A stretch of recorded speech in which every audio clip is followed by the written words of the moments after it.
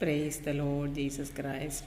പ്രിയമുള്ളവരെ, കർത്താവായ യേശുക്രിസ്തുവിൻ്റെ വരവിനെക്കുറിച്ച് ഇന്ന് എനിക്ക് നിങ്ങളോട് ഷെയർ ചെയ്യാനുണ്ട്. അപ്പോസ്തല പ്രവൃത്തികൾ 2-ാം അധ്യായം അതിൻ്റെ 16 തൊട്ട് 21 വരെയുള്ള വാക്യത്തിനകത്ത് കർത്താവിൻ്റെ ആത്മാവിനെ അന്ത്യകാലത്ത് സകല ജഡത്തിന്മേലും പകരുമെന്ന വാഗ്ദത്ത വചനമാണ്.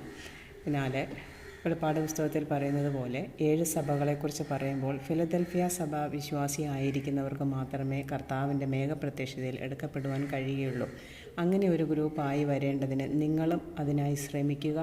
ഏത് മതവികാര അല്ലെങ്കിൽ ഏത് വിശ്വാസത്തിൽ ജീവിക്കുന്ന വ്യക്തിയാണെങ്കിലും 21-ാമത്തെ വാക്യത്തിൽ പറയുന്നുണ്ട്, അപ്പോസ്തല പ്രവൃത്തി 2:21 കർത്താവായ യേശുക്രിസ്തുവിനെ വിളിച്ചപേക്ഷിക്കുന്ന ആർക്ക് വേണമെങ്കിലും ഇതിലേക്ക് കടന്നു വരുവാനും ഈ കർത്താവിൻ്റെ ശുശ്രൂഷയിൽ അല്ലെങ്കിൽ കർത്താവിൻ്റെ സ്വർഗരാജ്യത്തിലേക്ക് പ്രവേശിക്കുവാനുമുള്ള ഒരു അവസരം ദൈവം ഒരുക്കി കൊടുക്കുകയാണ്.